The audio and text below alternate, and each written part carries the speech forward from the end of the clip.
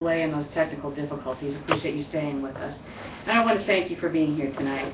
If you're here tonight, I assume it's because you got an invitation to join us tonight because you're a precinct leader. One of the most important roles that you can play, not only for this campaign, but in the political system. Because the truth is that the precinct leader program is the most valuable thing that you can do to help Ron Paul and to take back our country. There's only 180,000 precincts in this whole country. And the truth is that if we had 180,000 Ron Paul supporters who are committed to doing the work of a precinct captain, which is very simply just to contact the voters that are in your precinct and find out where they stand on the issues, what kind of issues they care about, who are the candidates that currently appeal to them. Because what you're doing is you're looking for the needle in the haystack. And I want to talk to you first, perhaps give you an example from my own precinct in my own state.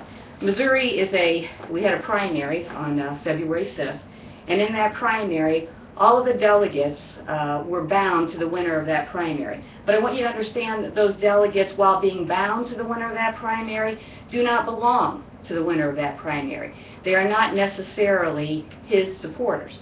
The next step in Missouri is a local caucus, and that happens on March 15th.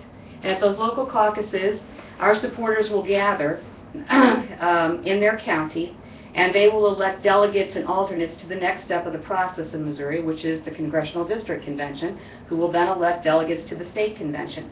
I can tell you for sure that we will have a far greater turnout for those caucuses than anyone imagined that was possible. And I think what you'll see is that we will win quite a lot of delegates out of Missouri. I want to give you a couple of encouraging reports from some of the caucuses that are going on in some of the other states. Just some of the comments that I have gotten from people just like you who really didn't know too much about this political process and just decided, okay, I'm going to do what the campaign has asked us to do. I'm going to step in and I'm going to go to these caucuses. Even though I don't understand the process, even though I don't really understand what they do, I'm going to go and show up. So let me give you a couple of reports here. As far as I know, all the Ron Paul supporters at our mass meeting won precinct delegate slots. I think our Ron Paul turnout percentage was higher than any of the other contenders there. We had 37% of the people who were at our mass meeting were Ron Paul supporters. Here's another one. We had a great turnout in my county. I couldn't believe how pleased they were to see us all. All I kept hearing was how much they loved seeing us and how much the GOP needed us and our organizing ability. How about this one? It was painless and it was easy at our location.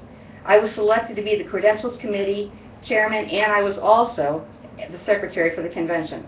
Also, the chair asked if I would be a precinct leader for the GOP, and 8 Ron Paul delegates were elected from our county convention to the state convention. Here we come. 4 delegates in my precinct mass meeting, and I'm the vice chairman now. The chairman spoke of introducing me to state senators and congressmen and letting me learn more through her office at the Board of Elections. She was very pleased to have such an enthusiastic young Republican.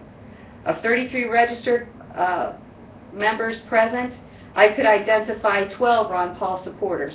We wound up with 43% of the delegates that were selected at our local mass meeting. Out of 12 delegate slots, we got 8 of them. So I want you to understand how critically important it is that each one of you participate in the delegate process within your state. It is the most important thing that you can do. By being a precinct captain, helping us to identify other Ron Paul supporters in your precinct and turning them out to vote when we need for them to, whether it be at your primary election or at your local caucus. The process is really quite simple. You just simply sign up on our website, and we have a very simple 3-step process. The first one we call voter ID. And we had a question earlier. Someone was a little bit discouraged about having made a lot of calls and not getting very many Ron Paul supporters. But I want you to understand that what you're looking for is the needle in the haystack. I realize that you may have 1,000 names on your precinct list that you need to call, and that you might call 100 names or even 150 names before you find a Ron Paul supporter. But the important thing is that you press through and find every one of those Ron Paul supporters, and I'll explain why. In my own precinct, there was 100 votes that were cast in the primary election, only 100. So obviously, if I got 35% of the vote in my precinct, had I been home to be the precinct captain that I needed to be, Ron Paul would have won my precinct in Missouri.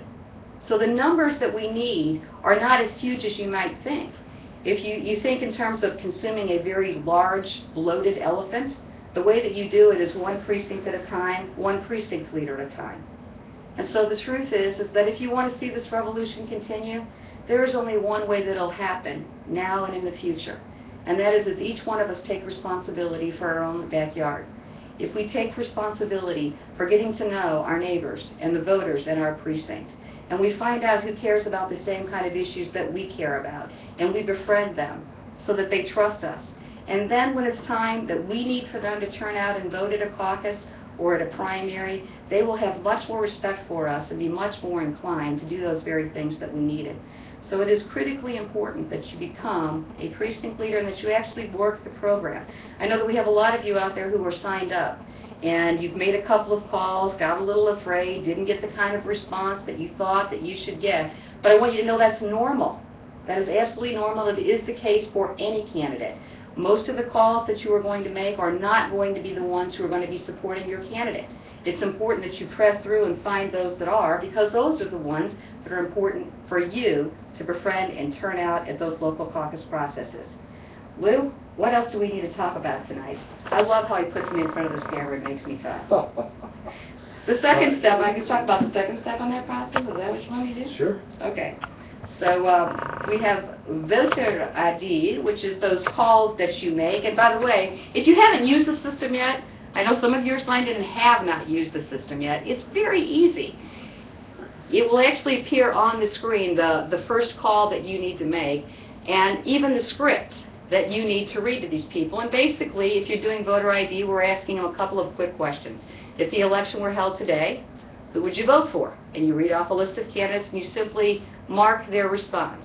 The second question, we have a question concerning the war, and another one is whether or not they intend to vote. When they get done answering just these couple of questions that we have you ask them, you will know exactly which voters in your precinct support another candidate, which ones are Ron Paul supporters, and which ones have not yet made up their mind. Obviously, those ones that have already committed to another candidate, you really don't want to waste too much time on any longer. As a matter of fact, I really wouldn't waste any more time on that, because they've already made up their mind, and it's much easier for you to spend your time working with the people who have committed to support Ron Paul. You found out that there are other Ron Paul supporters, or they're not decided. But if you follow the steps that we've given you, and you've made that first voter ID phone call, then that next step to the undecided voters is much, much easier.